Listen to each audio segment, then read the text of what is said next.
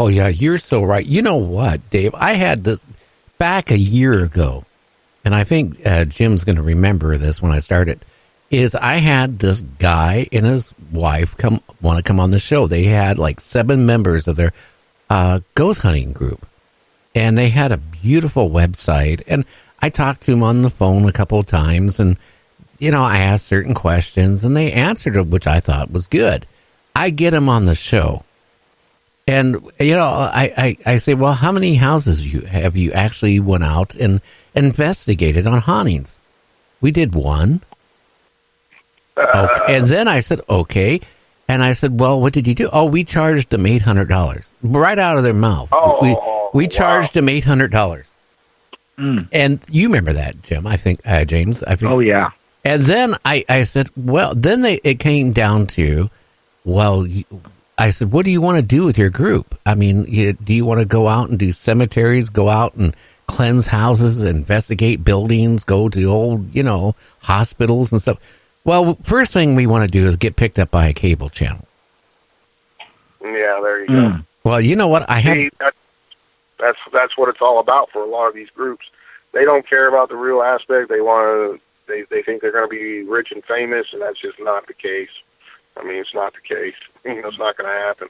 Well, I don't know any production company or cable company or channel is going to, well, hey, your resume, you done 1 house and you charged them $800 and you just got together and you formed your you know, group of investigators and you have no experience.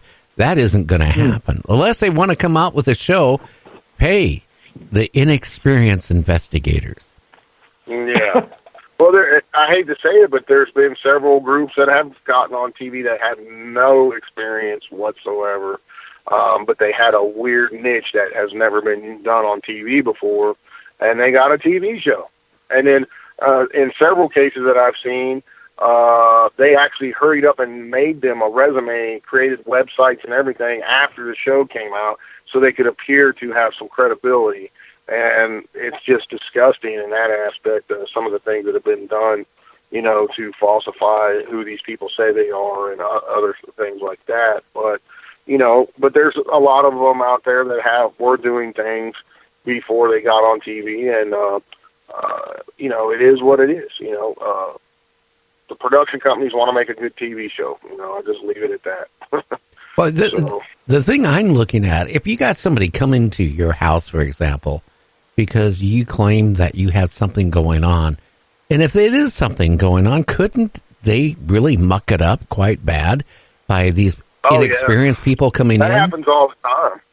That happens all the time. These people come in, tell them it's a demon, tell them they have to move out now or they're going to die, and all. I've seen so many cases of this, and these people have no clue. They're not associated with any church. They're not associated with anything that could back up or validate what they're saying, and it's just really bad for the whole community as a whole with people that really live this life. You know, I've spent untold amounts of my own money traveling, buying equipment, you know, paying for food and hotel rooms, going to try to help people with this phenomena or lack of phenomena that they think that is paranormal related, when it turns out, you know, they heard all this scratching in their walls, and turned out they had a family of possums living in their house. You know, so you know, I spent a lot of time, effort, and money doing this, trying to help folks. And you've got these other yahoos out there that go in and tell them they got a demon, when it's in reality it's like a family of squirrels or something else living in their house. But next thing they need to do is contact an exterminator to get them out of there. You know, so. I mean, and you know, even with my background, I've been doing this stuff for over 30 years. I would not feel comfortable, even if I thought very highly that there was something possibly evil or demonic in someone's house. I would not go out on a limb and put myself on that limb and tell them it's demonic without bringing in some people that I feel are qualified to make that decision, such as the church, you know, a demonologist or a priest, you know, or a minister, depending on whatever the family's religious beliefs are. So, and even, you know, even shamans and stuff. I talk to people, I bring those folks in too, and everything. So, you know, it's a very fine line because and charging people is a huge no-no, because how are you going to back that up and even guarantee them that what you did is going to go away? You cannot guarantee them. No, and you can make it actually worse. Now, I got to ask you another question. Make it worse. Ghost boxes. What do you think of ghost boxes, honestly? Well, honestly, I've used them many times. I still use them today, and I've got some phenomenal results with them.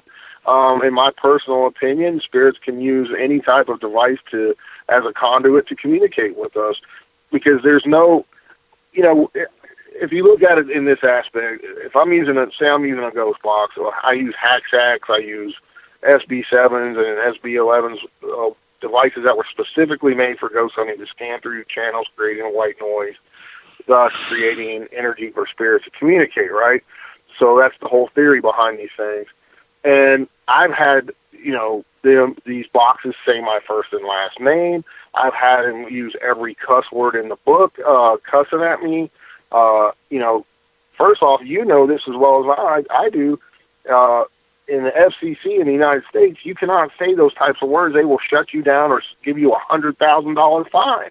You cannot use certain words on the radio. No, tell me about it. I got a couple of notices here. How do you explain that when I'm asking a question and I got a response of a spirit or a ghost or something that I don't know what it is, responding back to me using every cuss word in the book, MFer and everything else?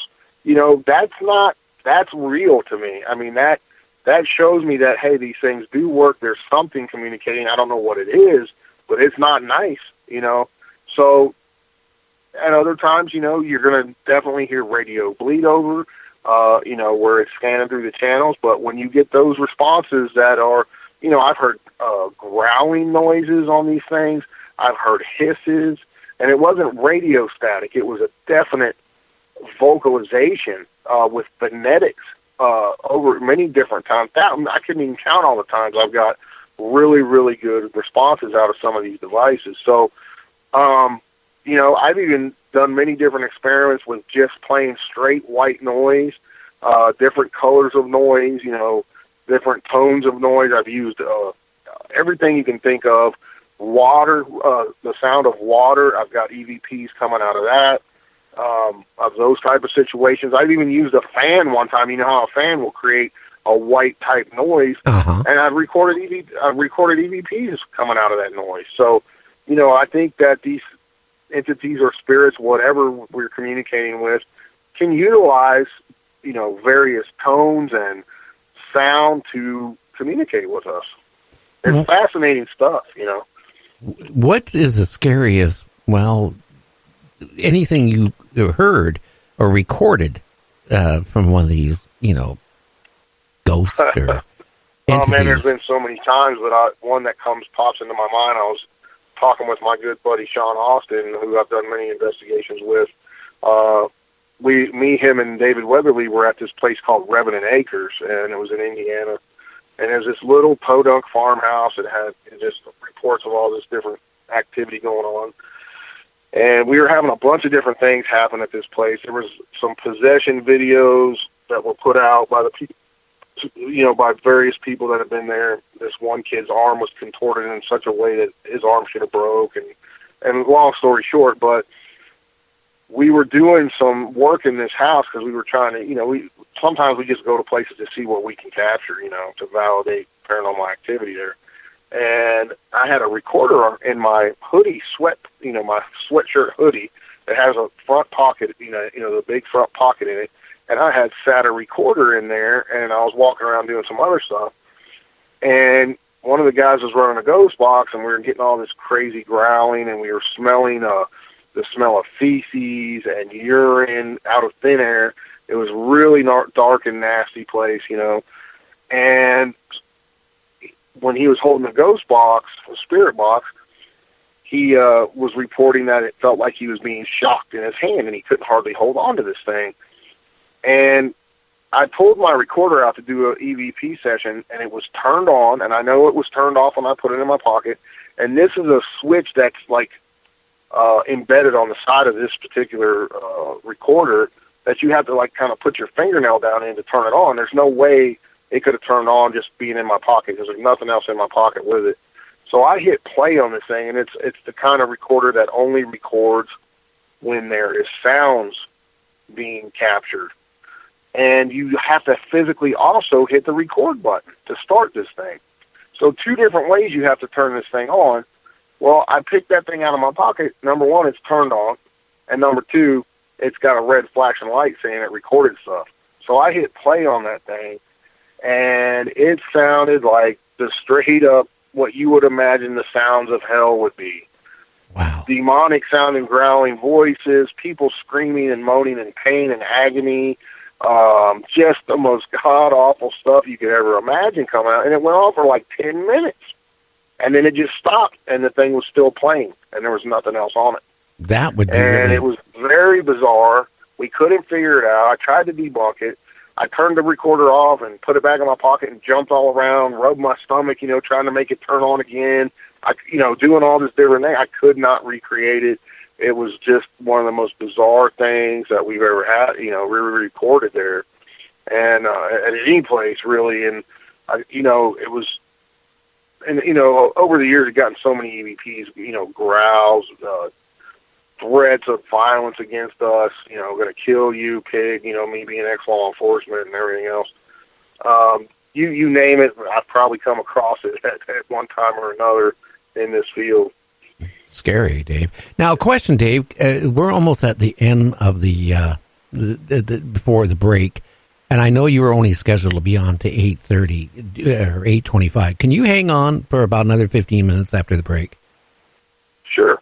Great, because I know James has some questions. So, if you want to get a cup of java or whatever, you got about 3 minutes to go do it. We'll be back with Dave talking, ghost hunting and things like that on Night Dreams Talk Radio. So stay tuned.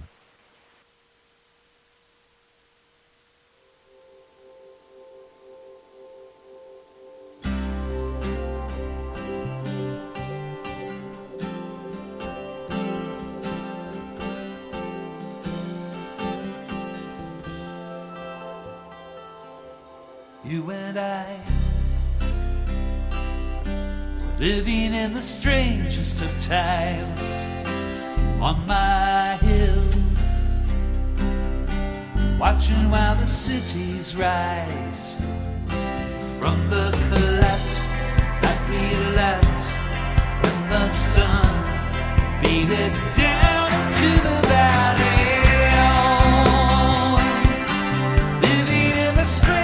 Of times, you and me, watching while the cities rise and fall like rain. Seems like I knew you before, but when did I knew you then? Funny how the colors bend when lifetimes start to blend, and we've been spinning mysteries bandana, living in the strangest of times, you and me, watching while the cities rise and fall like rain, fall like rain, fall like rain, fall like rain.